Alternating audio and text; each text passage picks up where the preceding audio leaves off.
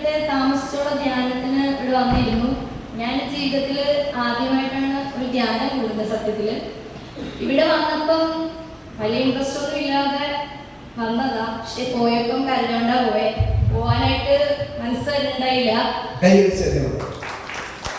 ഇവിടെ വന്നതിന് ശേഷം ഫസ്റ്റ് ഡേ ഒരു ഇതില്ലായിരുന്നു. സെക്കൻഡ് ഡേ ആയപ്പം പ്രാർത്ഥനയിൽ ഇതൊക്കെ കൂടി. അന്ന് തന്നെ എന്റെ കാലിൽ രക്താഭിഷേകം ഉണ്ടായിരുന്നു. ബ്രൈറ്റ് റെഡ് കളറിൽ 2 ഡോട്ട്. പിന്നെ അപ്പം വിശ്വാസം ഭയങ്കരമായിട്ടും കൂടി. അത് കഴിഞ്ഞ് പിറ്റേ ദിവസം ആയപ്പോഴത്തേക്ക് ബ്രദർ പറഞ്ഞു, എന്താ വീട്ടിലേക്ക് ഈശോനെ വിളിച്ചു വരുത്തുന്ന ഒരു സമയമാണ്, നിങ്ങൾ എല്ലാവരും ആത്മാർത്ഥതയോടെ പ്രാർത്ഥിച്ചു. ഞാനാണെങ്കിൽ കുട്ടികളുടെ കൂട്ടത്തിൽ കയറി നിൽക്കുകയും ചെയ്തു. അപ്പം ദർശനം കിട്ടിയത് ഇതായിരുന്നു, എൻ്റെ വീട്ടിലേക്ക് ഉദിതനായ ഈശോ കടന്നു കയറി വരുന്നു. പിന്നെ മനുഷ്യവിശ്വാസികളുടെ പ്രാർത്ഥനയ്ക്ക് വേണ്ടി പ്രാർത്ഥിച്ചപ്പോ എന്റെ പപ്പ സ്വർഗത്തിൽ മാലാഖമാരിരിക്കുന്നു. കണ്ടത്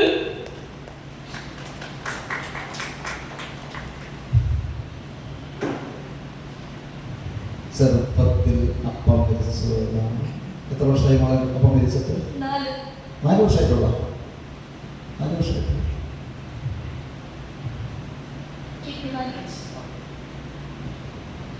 ഇവിടെ വന്നതിന് ശേഷം ഇന്ന് വരാനായിട്ട്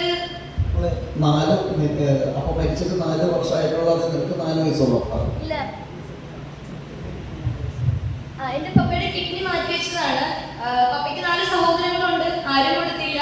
സോ ഞങ്ങൾ ന്യൂസ് പേപ്പറിൽ ഇട്ട് പരസ്യമൊക്കെ കൊടുത്ത് വയനാട് ഒരു ചേച്ചി അടയ്ക്കുന്ന 7 ലക്ഷം രൂപയ്ക്ക് കിഡ്നി വാങ്ങിച്ചു വെച്ചു പപ്പയ്ക്ക്. അപ്പം വാങ്ങിച്ചു വെച്ച് കഴിഞ്ഞ് ആദ്യം കുറേ ഉണ്ട് വാങ്ങിച്ചു വെച്ചു. അത് കഴിഞ്ഞ് പപ്പയെ കാണാൻ പുറത്തുനിന്ന് ആരും വരരുതെന്ന് പറഞ്ഞു. നമ്മുടെ വീടാണെങ്കിൽ ഷെഡ് വീടാ. പറഞ്ഞാല് കേൾക്കാത്ത ആൾക്കാരാണല്ലോ. ആദ്യം തന്നെ കാണാൻ വന്നത് ചിക്കൻ ബോക്സ് കഴിഞ്ഞ ഒരു വ്യക്തി പപ്പയെ കാണാൻ വന്നത്. പപ്പയ്ക്ക് കിട്ടി ചിക്കൻ ബോക്സ്. അപ്പം പപ്പയ്ക്ക് 4 സഹോദരങ്ങളുണ്ട്. ഇവരാരും നമ്മളോട് വലിയ കണക്ഷൻസ് ഒന്നും ഇല്ല. നമ്മൾ അവരോട് കിഡ്നി ഒഴിച്ചിട്ട് തരാത്തതുകൊണ്ട് ഞങ്ങൾക്കും അവരോടൊന്നും സംസാരിക്കാനുള്ള ഒരു മനസ്സുണ്ടായില്ല. അത് കഴിഞ്ഞ് അതിൽ നിന്ന് റിക്കവറായി വന്നു. അപ്പം പപ്പയ്ക്ക് ആക്സിഡന്റ് കഴിഞ്ഞു. അതും എല്ലാം കഴിഞ്ഞ് വന്നപ്പോ തുടയ്ക്ക് ഒരു വേദന വന്ന് ഞങ്ങൾ ആശുപത്രി കൊണ്ടുപോയപ്പോ പറഞ്ഞു തുടയ്ക്ക് ക്യാൻസർ ആവുന്നു. അവിടെ നിന്ന് തുടങ്ങി. അപ്പൊ ഞങ്ങള് പ്രാർത്ഥിച്ചത് ക്യാൻസറിന്റെ മുന്നേ എത്തുന്നതിന് മുന്നേ ഞങ്ങൾ ബ്ലഡ് ക്ലോട്ട് ആയിരുന്നു. പപ്പയെ ഫുള്ള് കാണിച്ചിട്ട് ഞങ്ങൾ മെഡിക്കൽ ഫസ്റ്റ് ഹോസ്പിറ്റലിലാ. 10 വർഷത്തെ ഗ്യാരണ്ടി പറഞ്ഞുള്ളൂ. അമ്മയുടെ നോക്കും ഒരു പ്രത്യേക കരുതൽ കൊണ്ട് പപ്പ 13 വർഷം ജീവിച്ചു. ഞങ്ങള് പപ്പയെ ജോലിക്കൊന്നും വിടത്തില്ലായിരുന്നു. എൻ്റെ ചേട്ടനാണ് വീട്ടിലെ കാര്യങ്ങളൊക്കെ നോക്കിക്കൊണ്ടിരുന്നത്.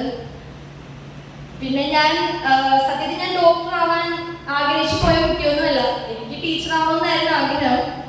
പക്ഷെ എന്തോ എന്നെ ദൈവം ഡോക്ടറാണ് ആക്കിയത്. ഞാൻ ആദ്യം തന്നെ ഫസ്റ്റ് ഇയർ പഠിക്കാൻ പോയപ്പോൾ തന്നെ എനിക്ക് 10 ലക്ഷം രൂപ ഒരുമിച്ച് കെട്ടണമായിരുന്നു. അപ്പം വീട്ടിൽ നിന്ന് 4 ലക്ഷം രൂപ അറേഞ്ച് ആയുള്ളൂ. അമ്മയാണ് ഭയങ്കര സ്ട്രോങ്. അമ്മ പറഞ്ഞു കയറിപ്പിക്കോ, ബാക്കി ആവശ്യം ഞാൻ ഇപ്പൊ റെഡിയാക്കി തരാം. അവിടെ ചെന്ന് 3 മാസം കഴിഞ്ഞപ്പോൾ പൈസ ചോദിച്ചു. പൈസ എവിടെ ഇരിക്കുന്നു, ആർക്ക് കൊടുക്കാം? ഓക്കെ, കോളേജിലൊക്കെ പേപ്പർ എഴുതി കൊടുത്തു. തിരിച്ചു വീട്ടിൽ പോവുക. പഠിക്കാനുള്ള യോഗ്യത എനിക്കില്ല, ഫീസ് അടയ്ക്കാനുള്ള പൈസ എനിക്കില്ല. പക്ഷെ ഞാൻ ഫീസ് അടയ്ക്കാതെ പരീക്ഷ എഴുതി. അത് എന്നെ ദൈവം എഴുതിച്ചു. അത് കഴിഞ്ഞിട്ട് കലേഷൻ എന്ന് പറയുന്ന ഒരു വ്യക്തിയാണ് എന്നെ ഇവിടെ ആദ്യമായിട്ട് കൊണ്ടുവരുന്നത്. കലേഷന് എപ്പോ പോയാലും ഞാൻ അറിയാതെ എന്റെ കുറെ അപേക്ഷകത്ത് ഇവിടെ ഇടുന്നുണ്ടായിരുന്നു. ഞാൻ ഇതൊന്നും അറിയണില്ല, കാരണം ഞാൻ റഷ്യയിലായിരുന്നു. അതിനെ ഞാൻ 3rd ഇയർ പഠിക്കുമ്പോഴാ എന്റെ പപ്പ കൊറോണയുടെ സമയത്താ ഞങ്ങളായിട്ട് പോകുന്നത്. പക്ഷേ ഒരു സന്തോഷം എന്ന് വെച്ചാൽ ഈ മനുഷ്യവിശ്വാസികൾക്ക് വേണ്ടി പ്രാർത്ഥന സമയത്ത് എന്റെ പപ്പയുടെ മുന്നേ മരിച്ചതാണ് എന്റെ അമ്മയുടെ അമ്മയും എന്റെ പപ്പയുടെ അമ്മയും. പക്ഷെ അവരും ഇതുവരെ സ്വർഗത്തിൽ എത്തിയിട്ടില്ല. പക്ഷെ എന്റെ പപ്പ ചാച്ചയും പറഞ്ഞ് ഉമ്മയൊക്കെ തന്നെ പോകുന്നതാണ് ഞാൻ കണ്ടേ. നിങ്ങൾ എല്ലാവരും ഈ ധ്യാനകേന്ദ്രത്തിൽ വരണം. ഇവിടെ വരുന്നവരാരും വിഷമിക്കാൻ പോണില്ല. ഞാനിപ്പോ പഠിക്കുന്ന പോലും ഇല്ല. പഠിക്കാത്തുള്ള ഒരു കോൺഫിഡൻസിൽ നടക്കുക. ഞാൻ ജയിക്കും. ഈവേട്ടൻ ഞാൻ ജയിച്ചിട്ട് ഞാൻ റിസൾട്ട് ഞാൻ പിറ്റേ ദിവസം തന്നെ വരുന്നതായിരിക്കും സാക്ഷ്യം പറയാൻ. ഇനി